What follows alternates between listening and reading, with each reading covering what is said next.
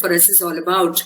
So I'm sure most of us are aware of the following points that I have mentioned here, that a thought is not just the information that comes into our brain, but it is energy as well. So we also know that anything in existence is matter. It could be the table or laptop or telephone, anything of that fact for that matter is matter itself, and 99.99% of that is energy. I'm sure all of you all are aware of this.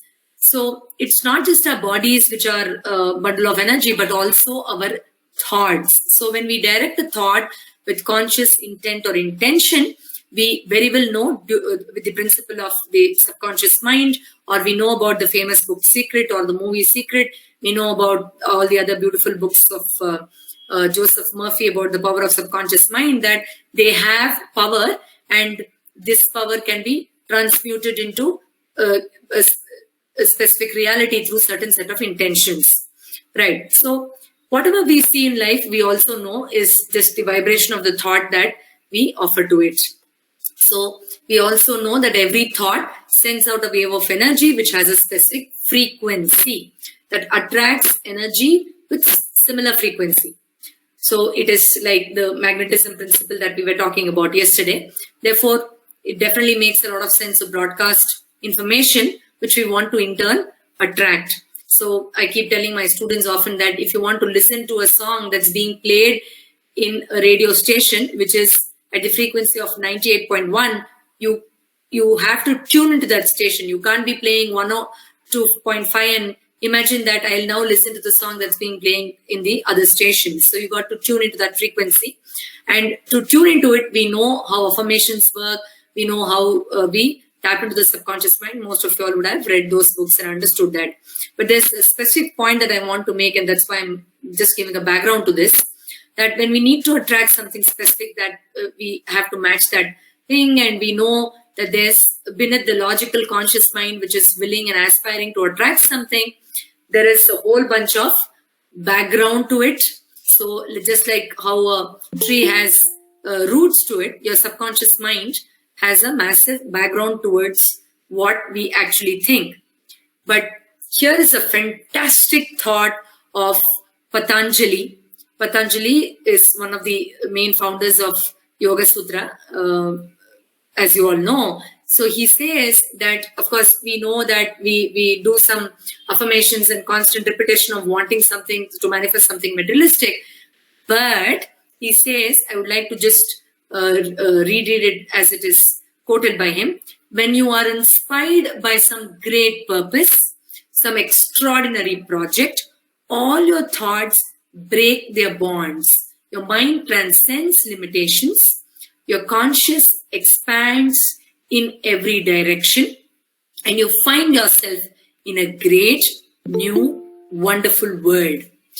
So I've had a lot of students, and I've read a lot of review about people who have been doing this affirmation to manifest things, and they have their own opinion that sometimes it kindles a lot of apprehension and worry in them, because the more they think about I want this and I want that, that amplifies tension.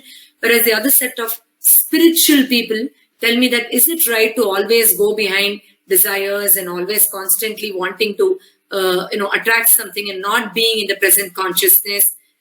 Some people believe in the principle because it's definitely logical, it works, we all know. So there's always been that dual-mindedness about, or different schools of thought regarding this. But here is Patanjali making it so easy for us.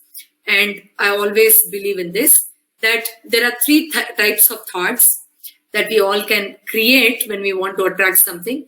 One is out of the passive thought, where we have a limited objective. We have, we want to materialize something, but it's just for me, my own needs and myself, which is not wrong. But the other sort of an active intention is where if I create this, then a lot of other people can also yield benefits. So you're connecting it at a wider perspective.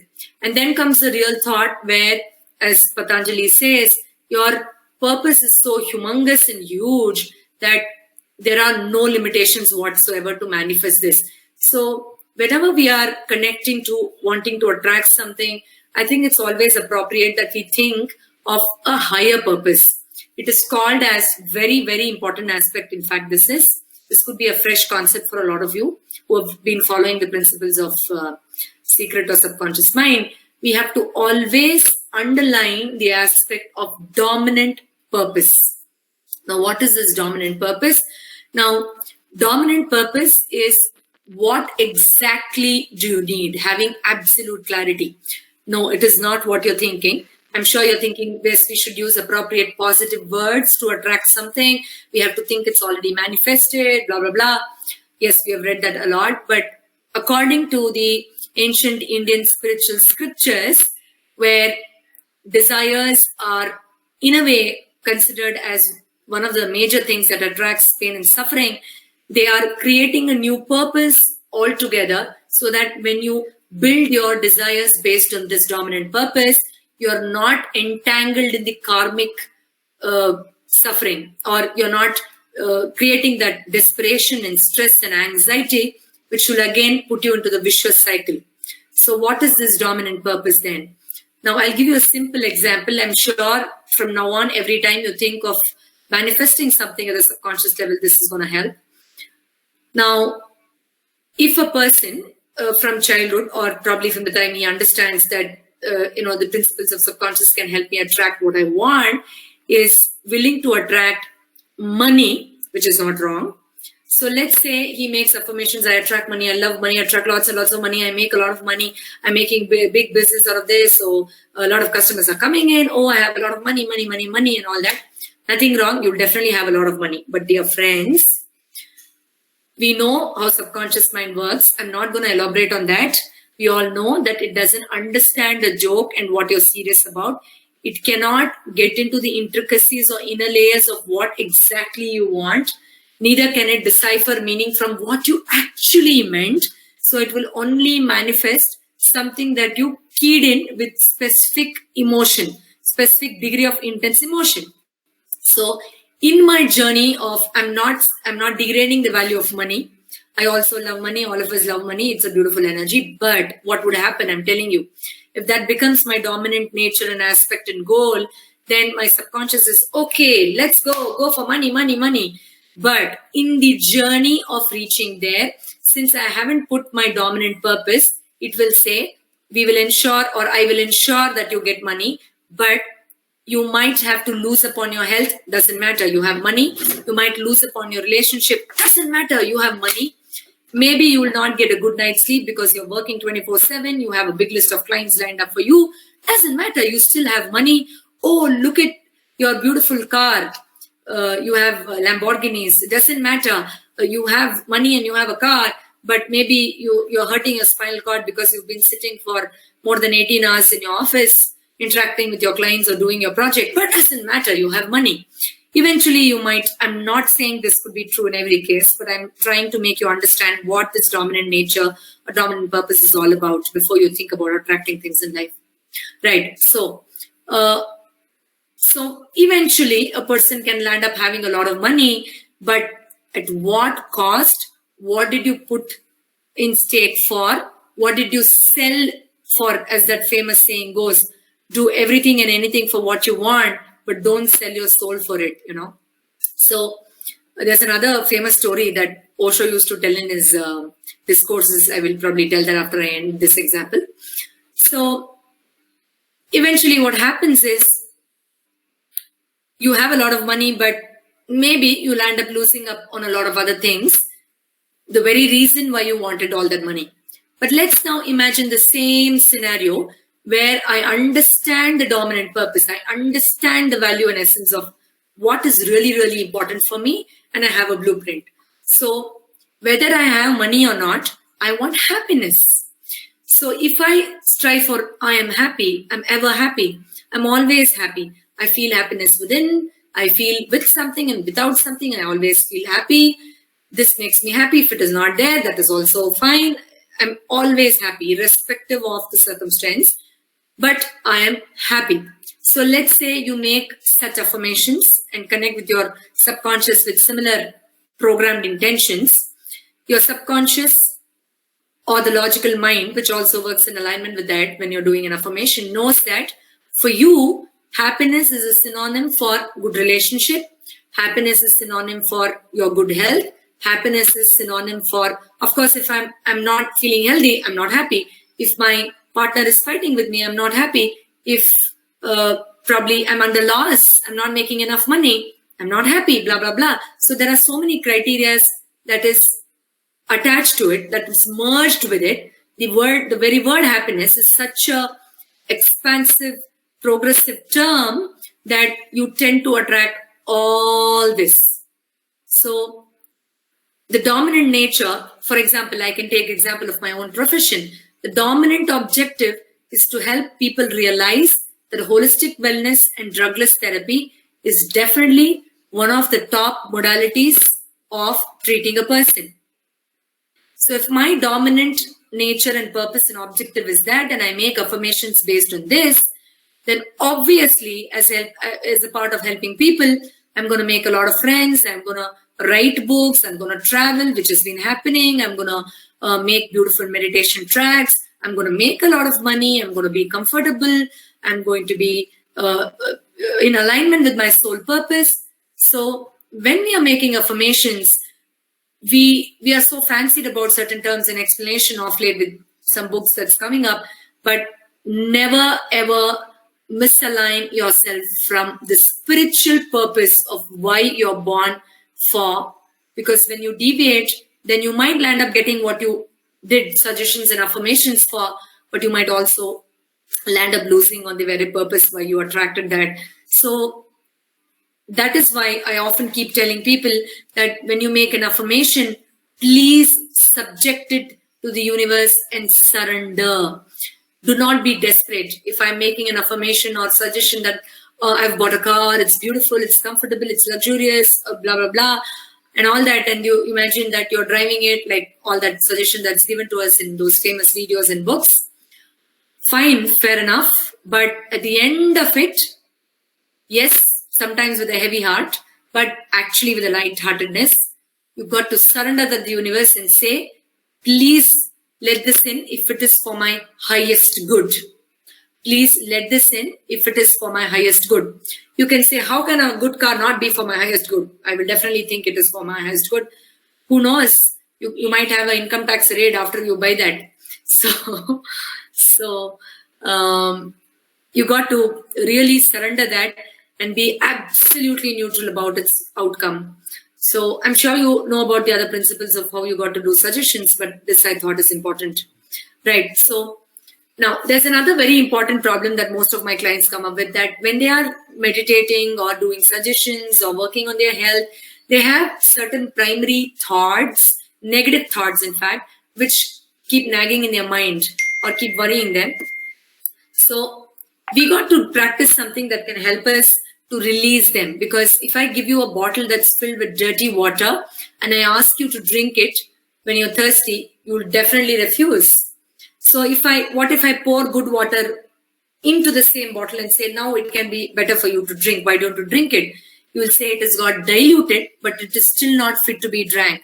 So what will you do? You will throw away the dirty water, clean it, and then fill good water, and then it is eligible to drink, isn't it? Similarly, when you're clogged with negative thoughts, when you're jammed with thoughts of frustration, anger, grief, worry, and pretense, and you're doing something for positive, better life, there is no receptivity, there's no signal to attract it. So we got to do something deliberately which can clean the junk from our system. Just like how we brush our teeth and comb our hair and take bath and spray perfume on our body, we got to also work towards cleaning the internal junk. There are many, many methods. This is one of the beautiful, simplest methods that we can all accommodate and practice. So what you have to do is assume that every finger has got an emotion. So every now and then, because these primary 5 negative emotions, all of us experience in some form or the other. I think in one day only we go through all 5 of them. But if we are lucky, at least once in a week, glimpses of these will come. So when you have fear, or when you are influenced with fear or panic, sometimes there's no specific reason. Some people go through some sort of apprehension and anxiety attacks, hypertension and all that. So you can imagine that I'm considering the emotions to be represented by left hand, holding that finger with another a hand, making a fist and letting that finger of fear in between, and imagine that all the fear is being thrown out through this mudra or through this posture or through this act. So you just sit comfortably, focus on your breathing and imagine I'm releasing all my fear. You need not specify what this fear is all about, why did it come. Of course, we do that in therapy, but just don't have to worry. Fear is fear. So you just say any sort of fear, depending on whatever circumstance, the subtlest of the subtlest to the major fear and apprehensions, I choose to release it. That is not my nature, and therefore I choose to release it. Just do it for a minute or two. If you are subjected to a lot of anger, sometimes you're working in such a setup that you throw out a lot of anger and try to control others. You get frustrated when people are not listening to you. Sometimes it's very normal. So, it's part of your job sometimes, unfortunately, where you've got to release such emotions, though you can try better ways, but it happens. But you're not such sort of a person in real. It's probably because of the tendency you gathered from your parents. It's in your DNA. It's in your superconscious. It's in your subconscious, rather. It's in your belief system, or you're just copying the way somebody reacted to that situation. But you're not really that person. So what do? You pass a comment or a suggestion and say, by holding the middle finger, that I release all the anger. And then just sit for some time. And then grief. We would have all gone through some of the other situations where we are saddened by something, or that puts us into that low mood, so we can release that as well. Now, what is pretense? We all know there's a lot of pretense that we do in a lot of circumstances. Sometimes you don't like a colleague, but you still smile and say hi. Somebody asks you, are you comfortable? You are not, but you just say, yeah, I am comfortable, because not every time we can speak the truth. So sometimes in relationship, we have to compromise. So though it's hurting, you don't like doing that. You say, yeah, it's okay, I'll manage. But deep inside, there's an element of pretense. You can't say no sometimes, though it is not advisable. It happens in a lot of occasions, so you can release that as well. And then comes worry, the most famous one. So we can also hold this like this and release it. You don't have to do everything at a time. You can do it in different intervals, or choose one emotion for one whole week. Depends on which one are you relating strongly with. All right, this is a very important slide. If you can notice in the first slide, please, and look at the shadow. When we all meditate, we just have to definitely be in alignment with the posture that we are showing, calm and composed. But internally, in a lot of occasions, it is in sadness, it is frustrated, it can't meditate. It's like, enough, I just want to get up and go. So, or it is in deep sadness. But the fact is, when you're meditating, there has to be a spiritual ecstasy. There has to be ananda. I'm using the word ananda, it's a Sanskrit word, because ananda is beyond happiness. They say there is no synonym for English in ananda. I can only say it's sort of a spiritual ecstasy. So ananda is eternal. It is not based on circumstance. All right. So you have to feel that deep eternal bliss when you're meditating, irrespective of what you went through just a minute back, just before you close your eyes. But in some cases, for some clients, we have seen that they are not able to be in sync with the posture that they are showing. There's a lot of thing running inside, but eventually as you meditate, it gets into sync. But initially, you're definitely not able to get in that state. So we can choose some procedures and methods through which we can try to bring that in alignment. So you're trying to meditate, but the inner mind is going against it. So we can do a couple of meditations to release those clutter or negative thoughts in mind. So this is very simple visualization technique that we can all do. It's called mirror method. Very beautiful, extremely simple. Can be very effective in releasing your dilemma in your mind, or if you belong to that category that I told you previously, that you're meditating but your inner self is not in alignment with you. If you go through that, or you're addicted to being in that phase, if somebody is going through that, then this can help. All right. So we'll try to just do this practice, and then we will do a beautiful guided meditation for a few minutes. Alright, so gently close your eyes, please. You can recline or rest your back, close your eyes and focus on your breathing.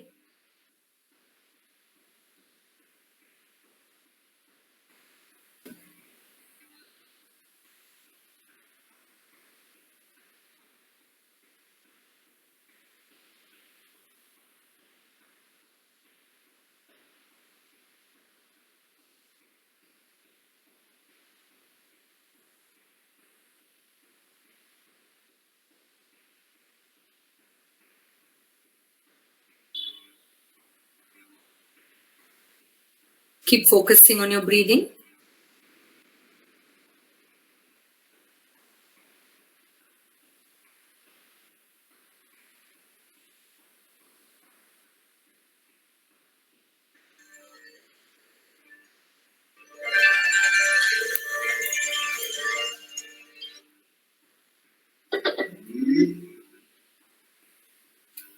Put your focus on your natural inhalations and exhalations, please.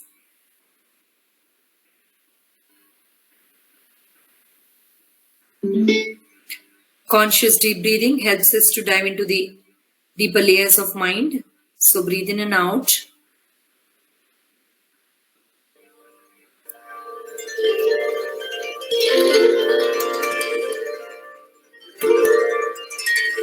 And imagine a white, big wall in front of you.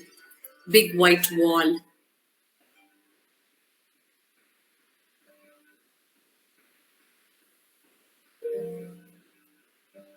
And slowly imagine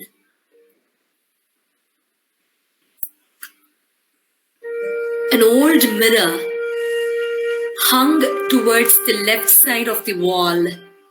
Old mirror, old dirty mirror, hung on the left side of the wall, towards the left part of the wall.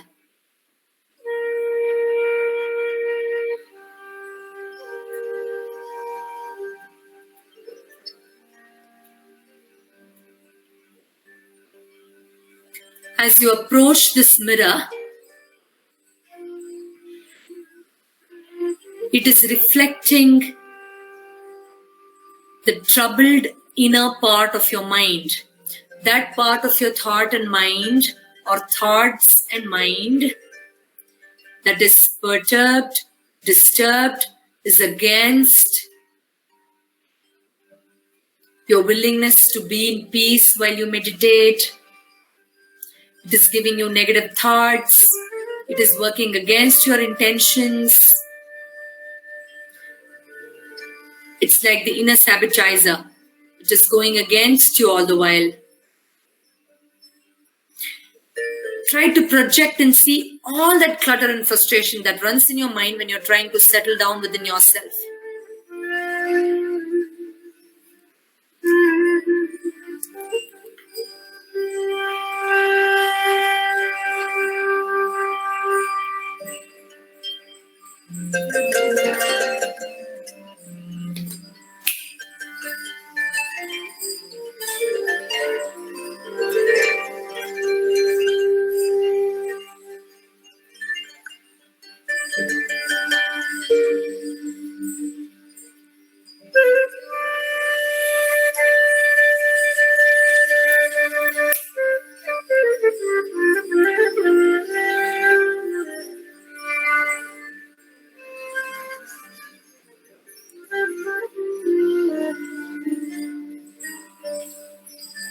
This is the old, dirty mirror with broken frame.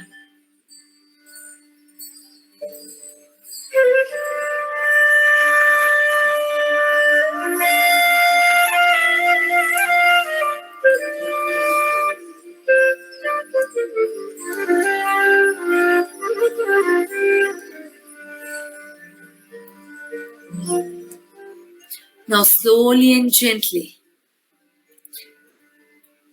as you're making a conscious, deliberate effort to make your inner mind understand that this is not your true identity, first, pluck and throw away, remove and throw away the dirty frame that this old mirror has.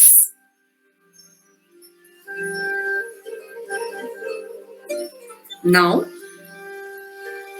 with a magical wiper or a magic cloth, wipe the image of all that you have seen as if you're wiping your mind clean. You just have to visualize.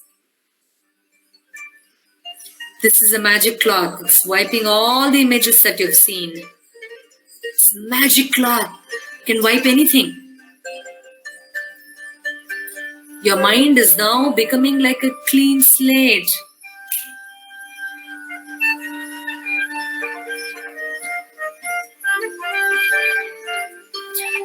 Mirror is glittering and shining as if it's a brand new mirror now.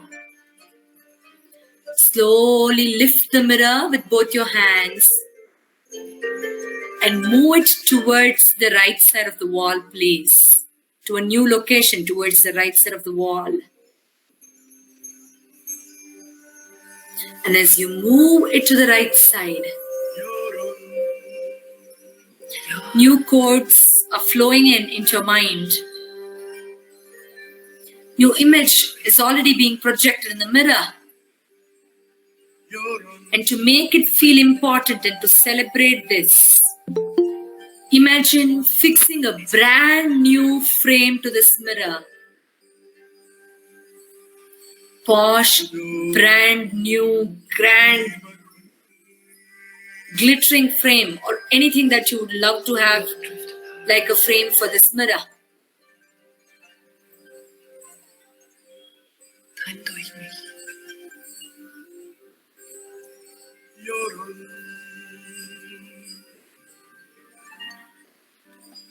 Pourquoi vivez-vous dans des mondes séparés?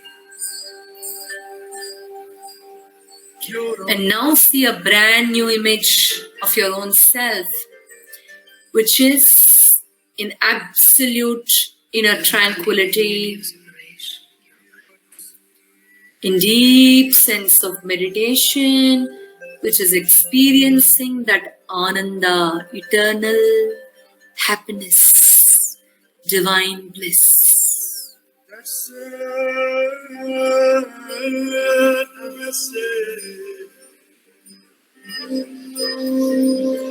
La séparation n'existe-t-elle pas que dans vos têtes?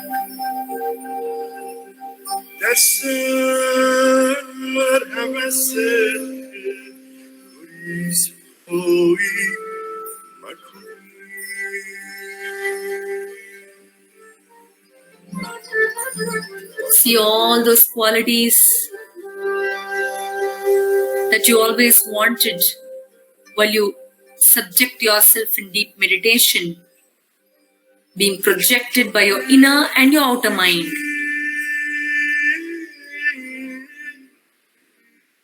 Your inner mind is reflected in the mirror, and your outer mind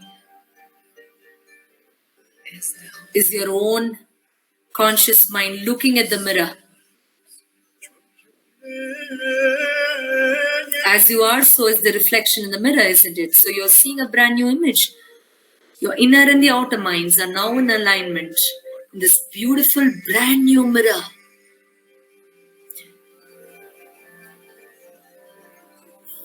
Feel this grandeur and enjoy the bliss in your heart of seeing your mind being in absolute alignment of meditative state.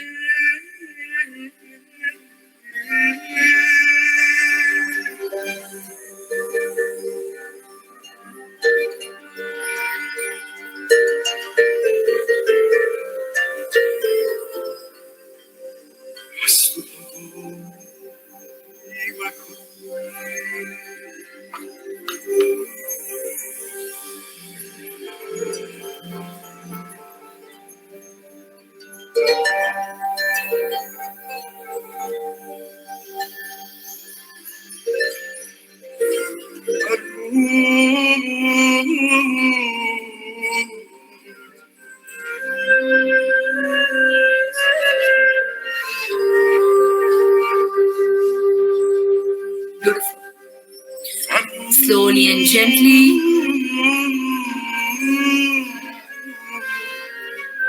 As we prepare ourselves to come out of this beautiful state of meditation, you know this alignment will continue in all your further meditation practices.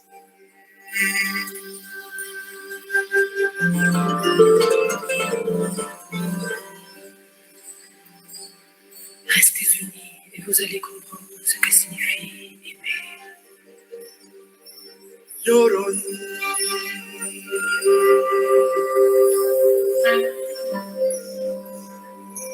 Erst als Teil des Ganzen werdet ihr verstehen, was Liebe ist.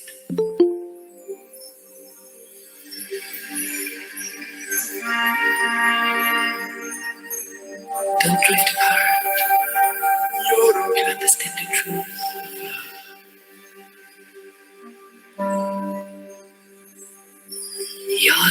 Göra se hamnade i makonit.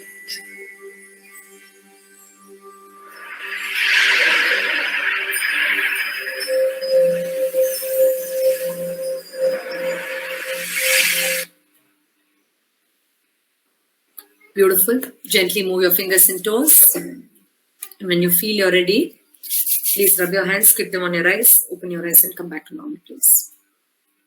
Please pardon me. Bharat? Bharat? Bharat? Yeah. I want some water. All right. So, all good. Anybody wants to say something? Any confusions?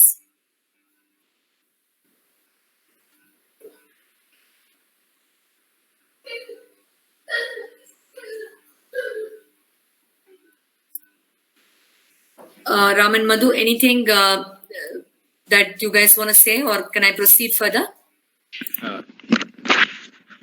Yeah, friends, maybe you can type the question in the chat option, then maybe we can address them. Yeah, Purvi, that's fine? Yes, perfect. Yeah. Otherwise, I think we can proceed. Yeah. Yes, all right.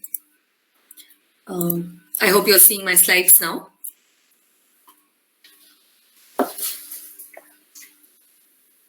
All right. So just to bring us out of this, there are a few things that can be also done that can be a lot more fun and creative, and that can become like a daily practice for us to put our thoughts in alignment with all the joy and celebration of life. This is one thing that I do. This is a very beautiful practice. I'm sure some of you all know about this. This is like the magic jar. So I have also made one, as you can see in the slide. So what we do is, me and my husband have a practice to, we've started this from the beginning of this year. We do this every year. So whatever beautiful thing has happened, it's not like about to happen, or it is not our intentions or what we want. Whatever has happened in the previous week, every Sunday, or at least during that week, we write that beautiful thing that has happened and put in a chit. So from Jan 1st till now, though there was lockdown and COVID-19 and everything, we were so surprised to see that there were so many beautiful things. Now, this need not be winning a lottery or something huge. You just have to find beauty in every subtle experiences of life. And honestly, these things have given us that much joy. So let me do some picking of few things just for you to understand this. So we write down something beautiful that's happened during the week and pen it down or jot it down and put it in the jar. And on 31st night, instead of cutting cake, drinking cool drinks, going party, we read all these chits. Imagine there'll be such amazing things to recall and share. And oh my God, actually we were a little free during this lockdown. So we were reading some of the chits last week, and it was such an amazing experience, trust me. But of course, you have to have a mind that can celebrate subtle things. So I'm picking up on one of the chits just to see or explain to you. I don't know what's going to come up. Okay, so this happened in January. I've written, thank you, universe. I visited. So there was this temple that's about 100 kilometers away from our house. So in January, we had an opportunity to visit that temple. This is a very ancient temple. It's almost about, I think, nearly thousands years, almost 900 to 1,000-year-old temple. This is Balakrishna temple, as in Krishna in his baby form, but it has had a lot of mysterious experiences of people who have visited there. So we got a chance to visit there, to sit down and meditate there for a few hours. It was a fantastic experience for us. So I have written that down. So let me see what else is there.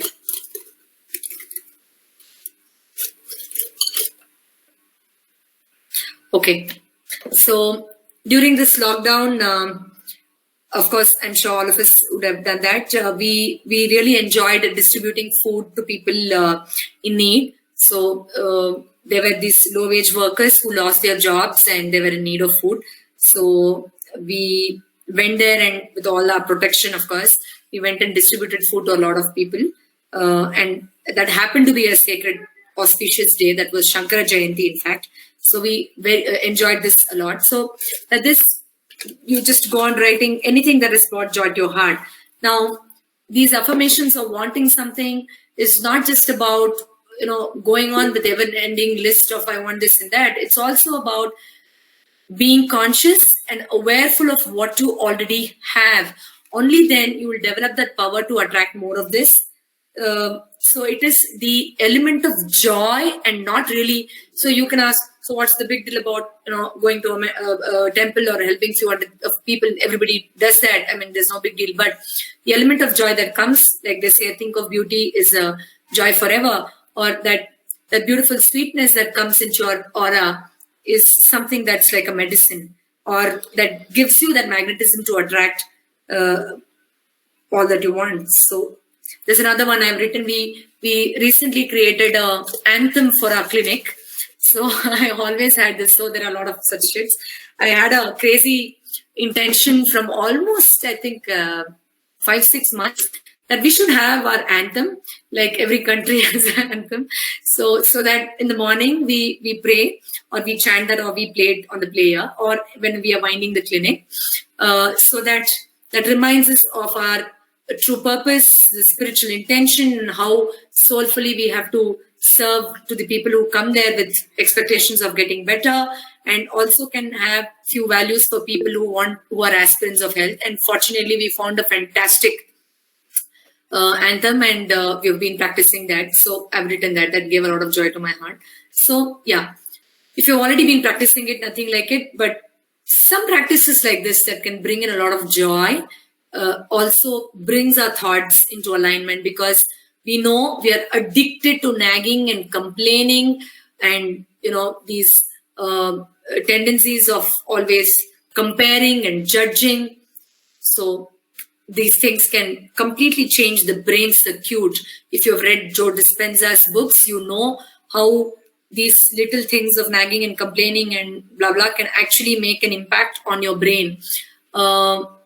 I've forgotten the person who was investigated on this, but there's a person who made 20,000 brain scans and found out that how, if a person was addicted to being in that depression or recalling bitter negative incidences, his brain had actually eventually changed into creating signals from the brain to the body to create diseases.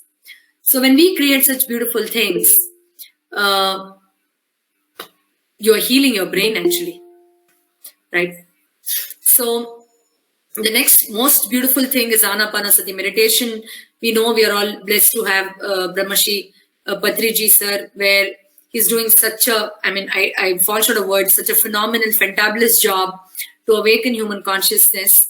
I forgot about the Osho story. I will tell you after this. Right. So whenever you connect with the higher consciousness, whenever you connect and try to reintegrate your 5 elements through any meditation, you visit a forest, or probably go trekking, or you sit in a cave, or you connect with water, you do a fire ceremony. We do so many things, listening to drums, or maybe a spiritual gathering, connecting with crystals, sound healing meditation, light language, whatever. So all these integration of elements of energy immediately connects us to the higher consciousness. So when we do that, our thoughts are actually healing. So these practices that we've been discussing from yesterday till date, till this slide, helps us not just find that sense of relaxation, but also heals our aura. So we know our aura can have a lot of debris and sporadicness that can be healed, and definitely all your subtle bodies and your energy bodies get better. Your chakras are in better alignment, and we all know how our aura gets better and better through these practices. So this is a Kirlian aura photography, energy field that can be represented through the electromagnetic radiation. So no matter how many books we read or how much of theory we understand and say yes to, unless we experience it, it just doesn't get into the system, But Buddha says you don't have to be disappointed, because even if you do very little sadhana or you are almost a failure in doing anything, you are still a part of joining the mainstream. It's like you're a tiny stream already. The minute you think, yes, I have to be spiritual, yes, I have to have a holistic approach towards something, you have created that tiny stream in you, which will eventually, without your knowledge or with your knowledge, merge back into the ocean that it wants to get into. These were his actual last words, last few explanations that he gave to his students, that if you don't do a sadhana, or you don't do enough, or you feel I'm not an expert, I'm not doing a good job, don't worry, your very little effort is also counted, and you are a part of this journey. You can't come out of it.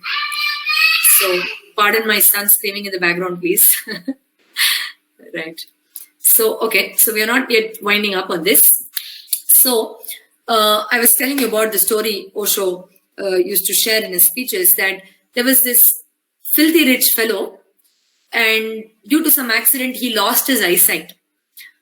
So he goes to the doctor. He says, I can give you whatever amount of money you want. Please help my eyesight to be retrieved. So the doctor makes all the investigation and says, I can try, but there could be complications. There could be a situation where I'm trying to do a surgery and there is another complication. Something else might happen. You may get the eyesight or may not, but this can lead into other complications because you already have another set of diseases. So I don't suggest going for it. But if you persist, then we can give it a try, but it's still a risk. So this filthy rich guy says, okay, maybe I don't need it if it's a risk, because you're saying it can lead into other complications. I'm so rich that I can afford to have around 20 people around me, hire 20 people, where for every job, somebody is acting like my eye. For example, if I want a glass of water, somebody will help me for it. If I have to change my clothes, somebody will help me. If I have to take bath, somebody will help me. So they will all act like my eyes. I can give them enough money and they will do it. So as he aspired for it, that happened. He was so very rich that he could afford to hire a lot of people, including his own family members serving him. So for everything, they were acting like his eye, everything he wanted, they would do it. They would read books for him. They would take him out for a walk. They would do everything for him. So one fine day, his beautiful mansion went on fire.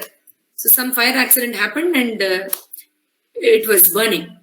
And within split seconds, everybody ran off. They ran for their life. There's so much of fire everywhere. They forgot about this old man. And then he could understand people are screaming and he could feel that heat. Of course, you can sense it when fire is around. And then just about dying, he understood that no matter how many external eyes I hired and had, in the moment of emergency, only my own eyes would have helped. So there is a metaphysical meaning behind this story, that no matter how many external comforts we have, I keep telling my students, just close your eyes whenever you're free, if you're not scared of death, and think of 5 people who have died around you and the reason why they died. We would have all heard of stories of death, be it our friends or relatives or far off relatives or neighbors or anybody. 5 reasons. And I'm sure out of these 5 reasons, at least 3 to 4 reasons will not be because of shortage of money. I repeat, out of those 5 prominent examples you will take in your mind of death of your closed ones or whoever you have heard of, even read it on newspaper or saw that on TV, at least 3 or 4 people have not died because they didn't have money. They died because they didn't take good care of health. They died because some shock occurred in their life. They died because of accident. They died because of old age. They died because of suicide. So we have to understand that no matter how many external comforts we create for our own self, if we don't open the inner eye, then in the case of emergency, those external things cannot open your eye or escape you from that fire. Only you or your inner eyesight can help you. So let us see how we can open this inner eye through our last beautiful meditation. So if time permits, I will go ahead because it's already 8 o'clock. This might take another 10 minutes. So Ram, if you can please, or Madhu, can you please confirm? Can I go ahead? Yeah. Yes, we can go ahead if your time permits.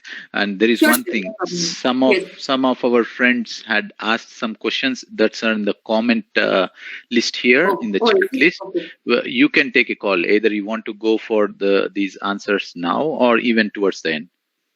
Okay. So let me see. You want me to read them, maybe? Yeah, I think I will read them. Yes, I think I found it, Ram. Sorry.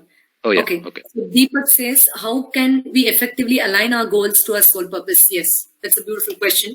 So I think I'll just take the questions first so that we can correlate it with the slides that we have. Please. So Deepak, it's simple. You put your priorities, make a list, one below the other, like an hierarchy, or make a tree out of it. And then you see how you can just juggle around to ensure that if manifestation of one thing which is spiritual and beautiful can connect the others, then you have it right.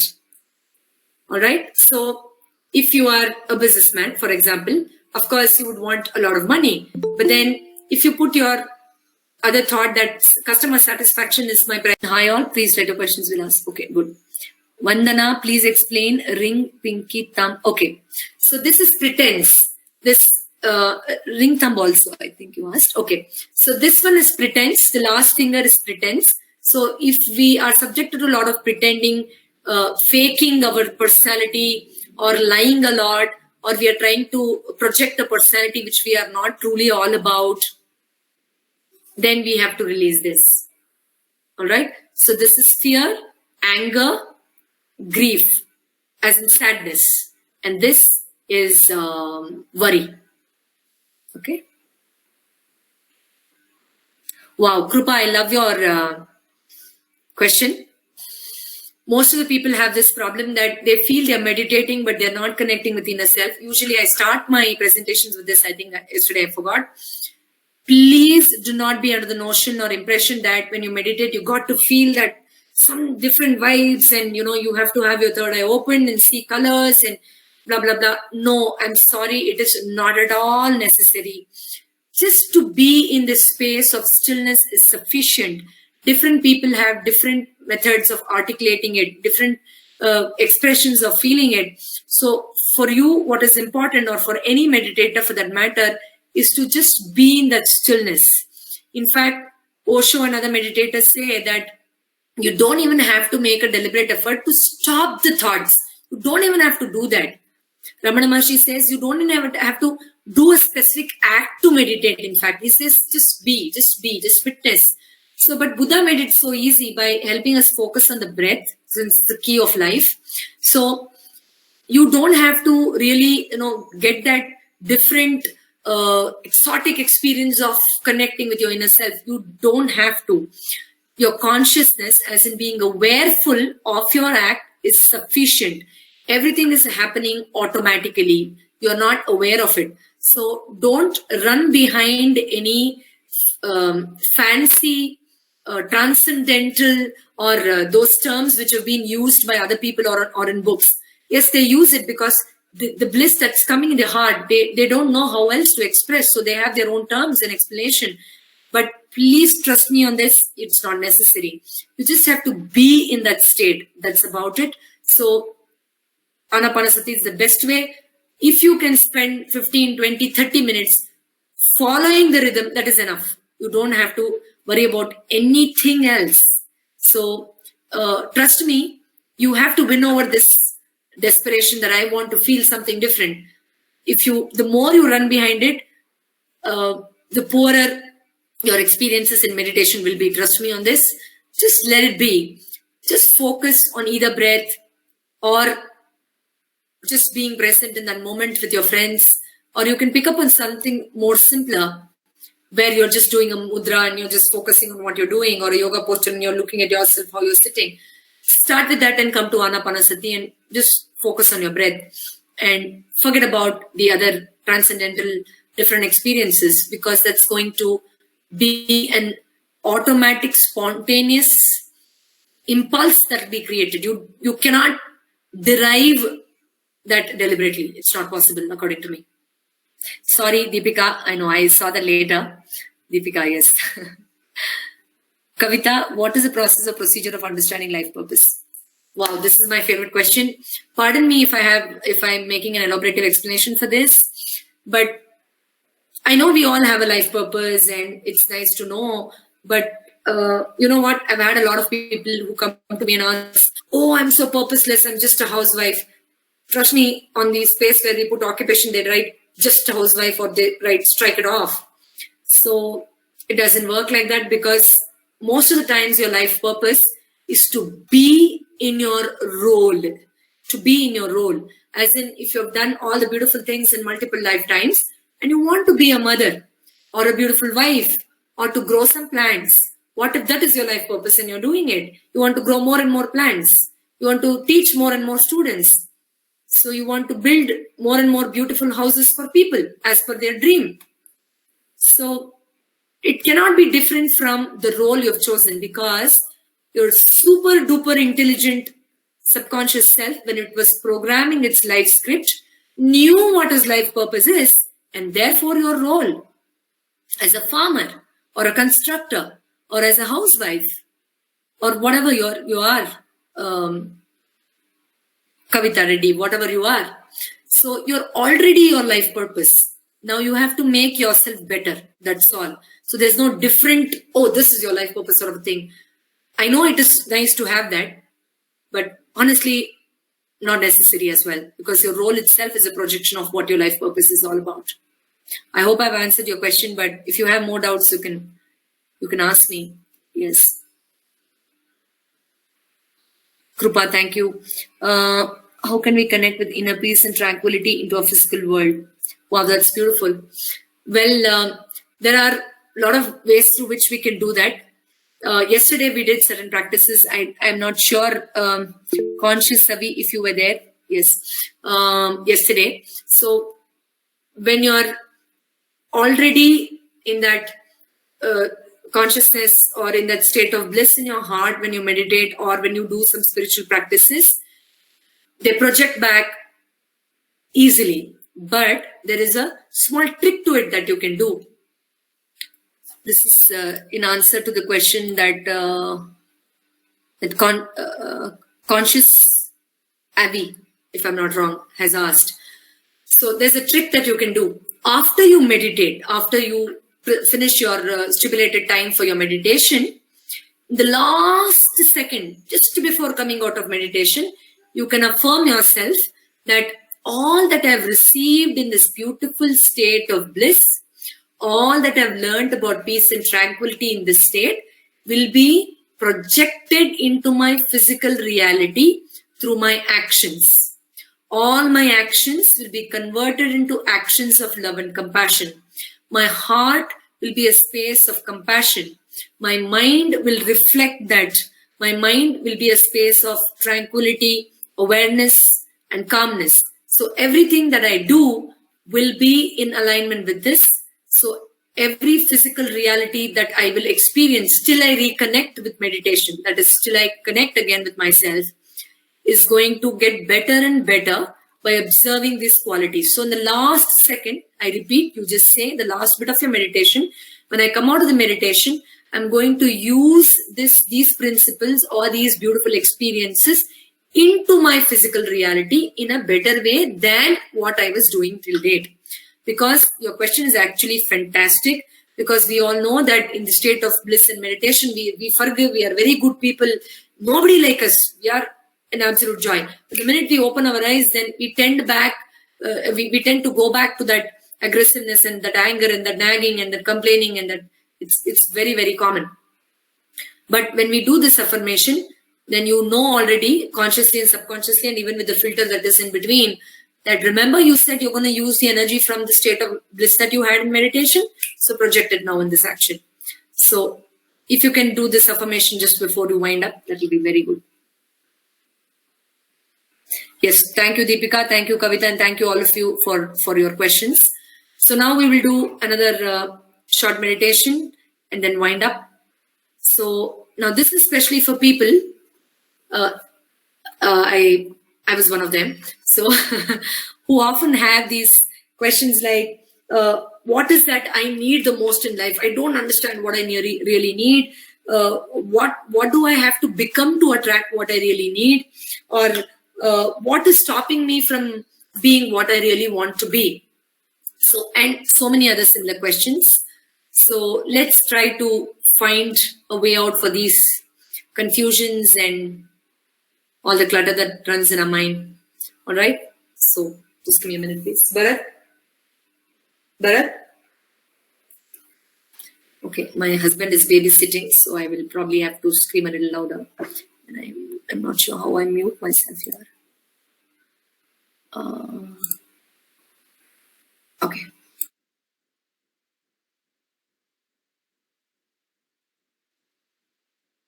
Yeah, you're audible, Purvi. Music. Hello, music. Here?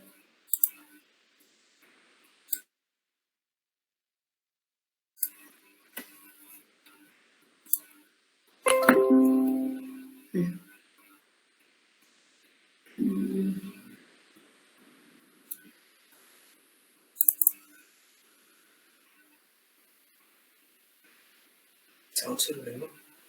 Mm-hmm.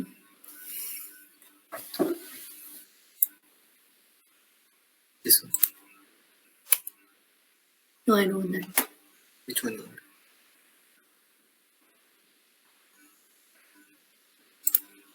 Let's probably do something. I'll do from here. I've downloaded it.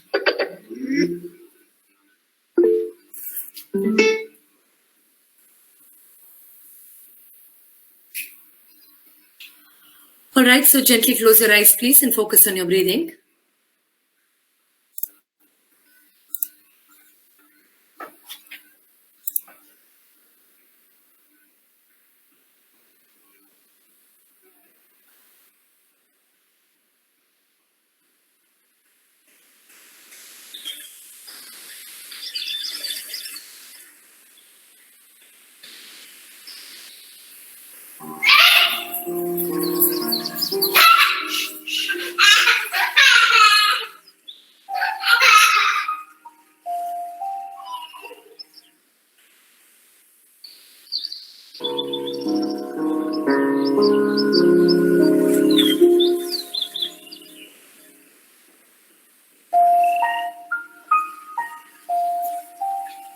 They say that everything that's reflected in the outer reality when we meditate, every single sound, every single experience reflects what is happening within our own selves.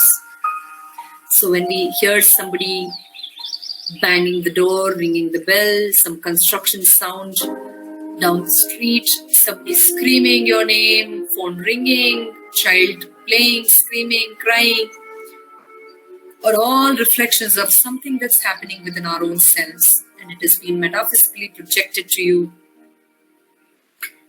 So the beautiful sound of a baby now was a representation of the inner child, which happily wants to come back to its mother. So imagine you're embracing this child and you're diving into a beautiful journey now.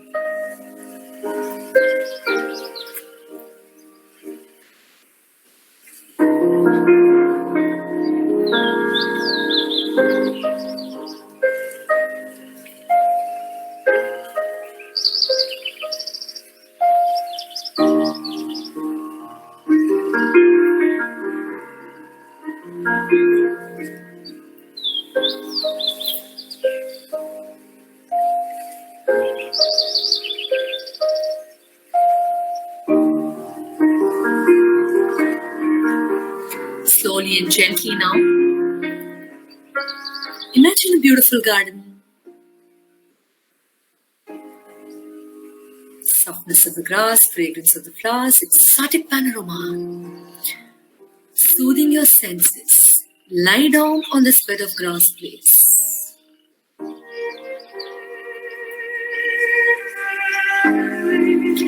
Slowly shift your awareness onto the deep sense of relaxation that you're going through.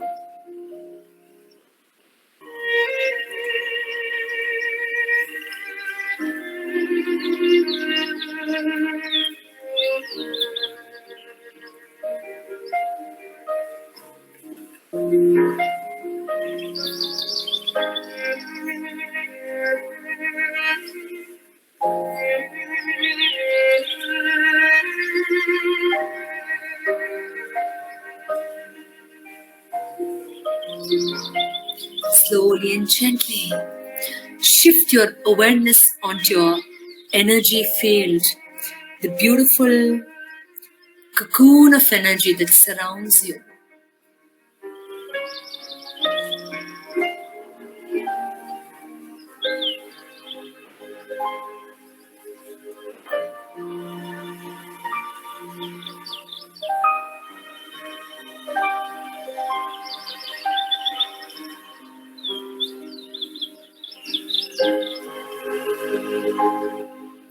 Now slowly imagine a beautiful beginning point on top of your head, like a zip probably. You can slowly hold that and zip your energy layer all the way down till your feet. Slowly and gently hold that point and zip it slowly down. You're unzipping your inner essence slowly and gently all the way till your feet.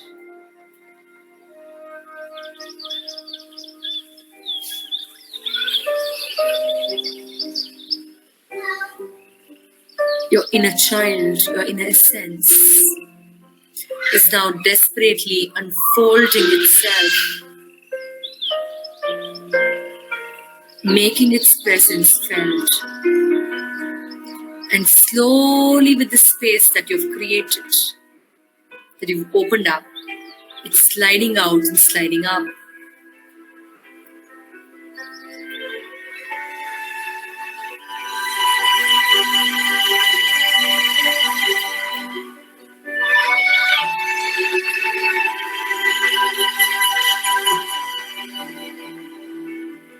Like a beautiful ball of energy, gently and slowly, out through that opening that you've made.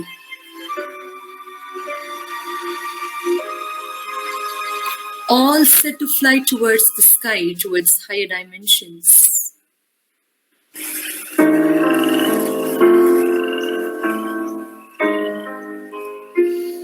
As if this beautiful part of your spirit has got wings and it's flying high towards the sky.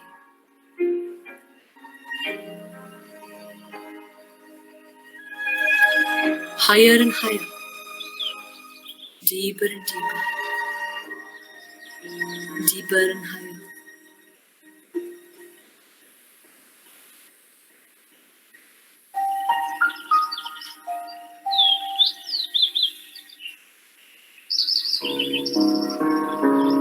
You know, as you fly further, you will enter a divine paradise. Slowly and gently, making your way to this paradise. Beautiful, exotic paradise.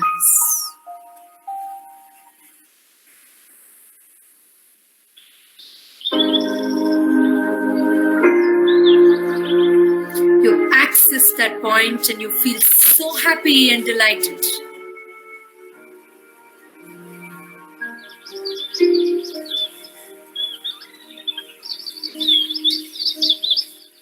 You see your angels, your guides, your masters welcoming you to this paradise. You are so happy.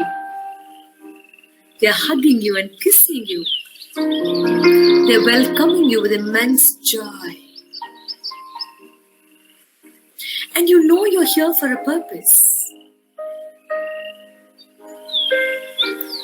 They know it as well. So they're leading you towards a long, beautiful mirror.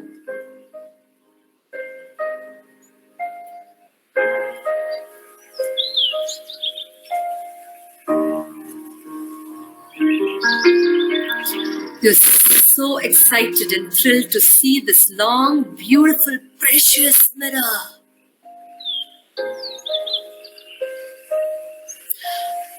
You have a question to ask. Therefore, go ahead and write your question.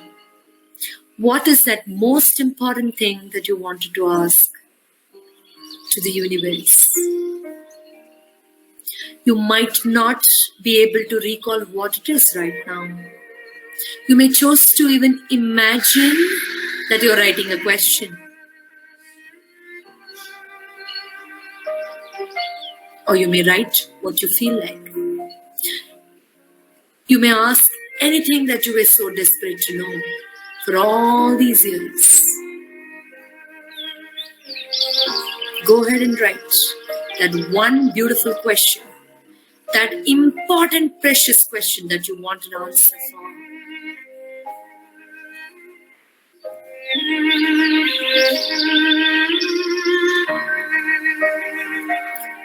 Frame it, and reframe it if you want. Correct it, and recorrect it if you want. Look at every single word of what you've written.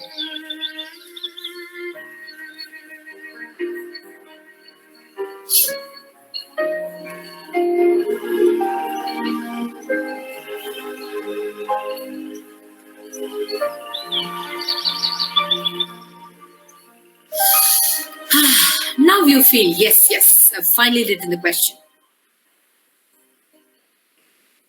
Legitimate, clear, and desperate for an answer.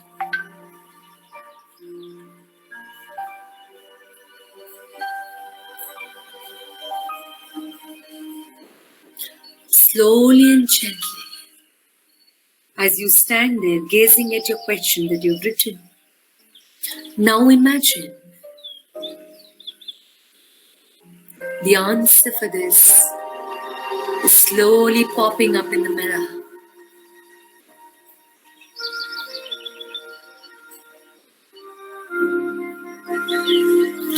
Yes, the final answer has arrived.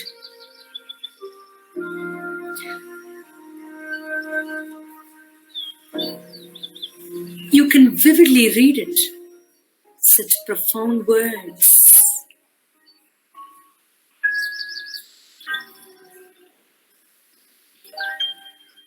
Or maybe you can't see what it's written.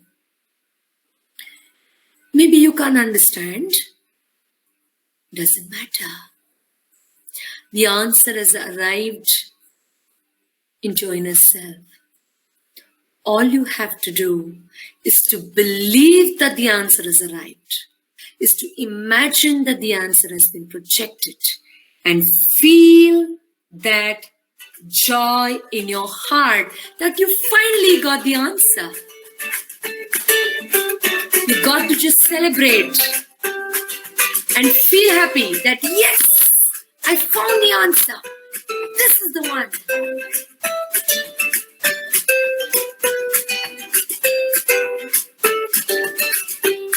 Observe the energy of the answer into your heart, and through the joy that you will express now, the answer will come to you through the means that's most appropriate for you in this journey that you're exploring.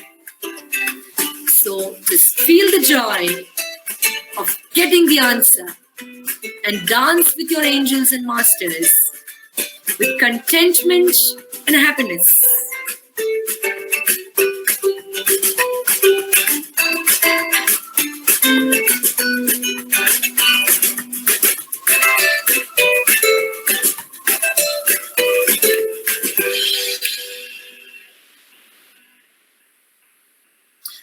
Time to say goodbye to your masters and time to make your way back to your body. But may the joy continue. Your inner child is jumping and screaming in joy, for it's found what it was desperate for. Slowly and gently, one step after the other, making your way back to your body with this joy. Happily and joyously, screaming in fun.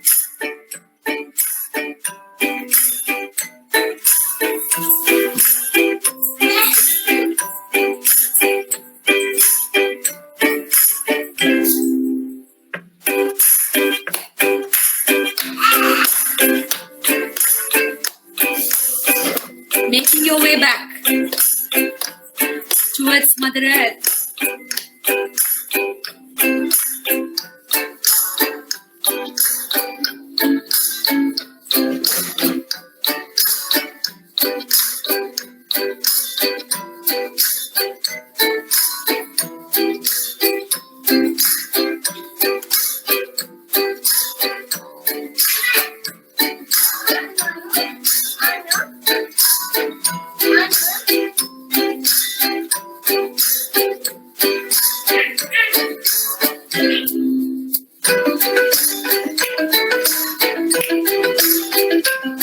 As you look at your body, as your inner child is happy and jumping in joy,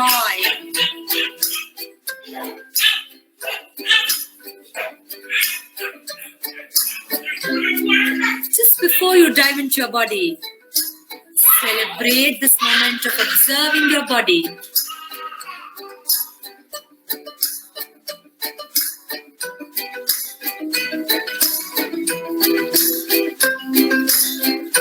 And when you dive back into your physical reality, the energy of finding the appropriate reason or answer will integrate and merge back into every single cell, creating further opportunities, realities to help yourself manifest that what you wanted.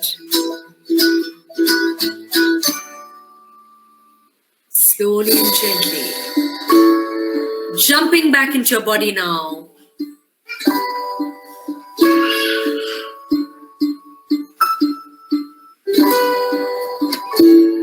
And as your essence spreads throughout your physical self, imagine that beautiful zip moving up again, down from your feet towards top of your head, completely covering you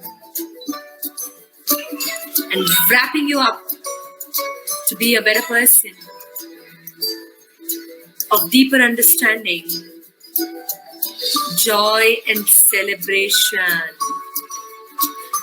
So friends, let's celebrate and fill our hearts with joy,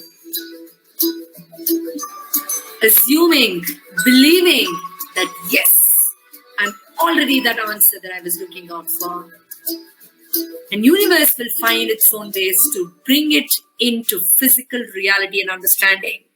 So let's celebrate this beautiful experience that we have had in the past 2 days, as your own inner self has created this beauty, this reality, this learning, and this ecstasy.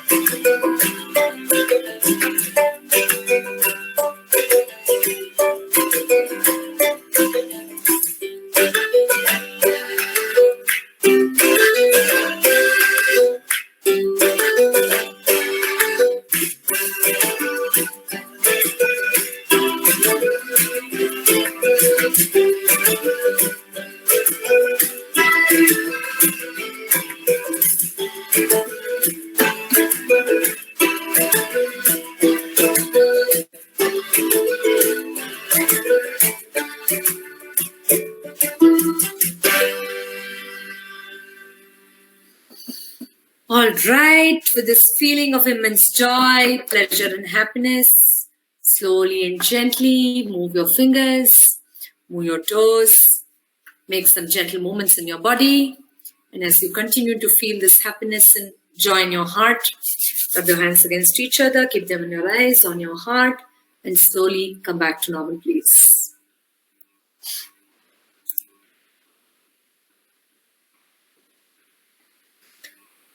Okay, thank you everybody. Thank you Sita, thank you Kavita, thank you Kripa, and thank you all of you for all your positive comments, and thank you so much Madhu and Ram. It was definitely a fantastic experience for sure, connecting with such beautiful souls across different places. So thank you so much. I hope I was slow, and that's the only concern every time I have a tendency to speak very fast. So I hope people were able to understand this. Thank you, Vandana. Thank you, everyone. It was beautiful. It was a beautiful session, Purvi. Thanks a lot for readily accepting it. Very fastly it had happened, and then you are here 2 days.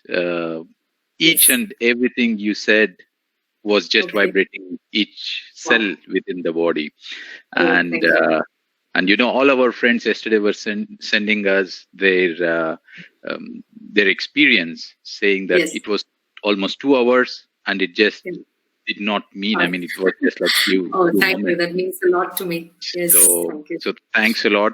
Really thanks to Balu. Yeah. And happy to have your son also towards the end. Wonderful it was. Yeah. So really grateful. Really very grateful. Yeah. I keep, sorry to interrupt you on this, but I keep telling my clients that when you meditate, there's absolutely no disturbance whatsoever. It is only a divine message that's coming from within. So there's no noise, there's no sound, there's no disturbance. It's only projected like that by the mind.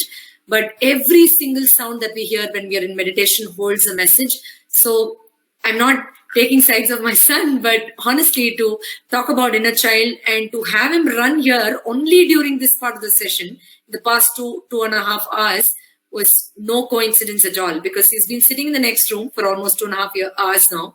But only during this part, he came, he made his presence, and he's back again to the room. So I always enjoy those interruptions and sounds that come. They're always in alignment. We just have to have open-mindedness towards that.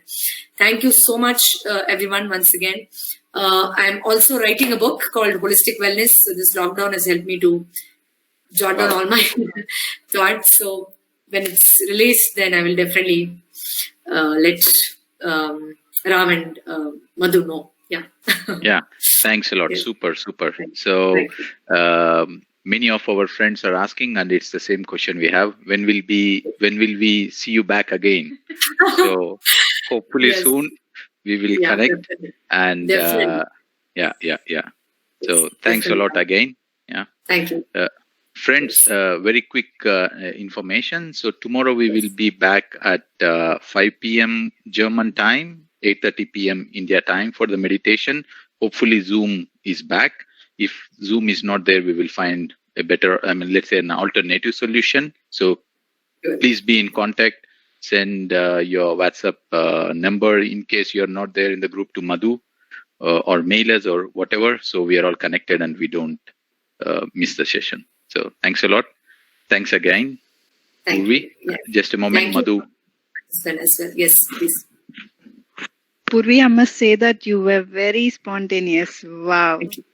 Thank you. The little one coming at the end was amazing. Thank you. Yeah, I enjoyed it a lot. That part was amazing. Yeah, thank you. Thank you, Purvi. Thank you for your presence. We really enjoyed.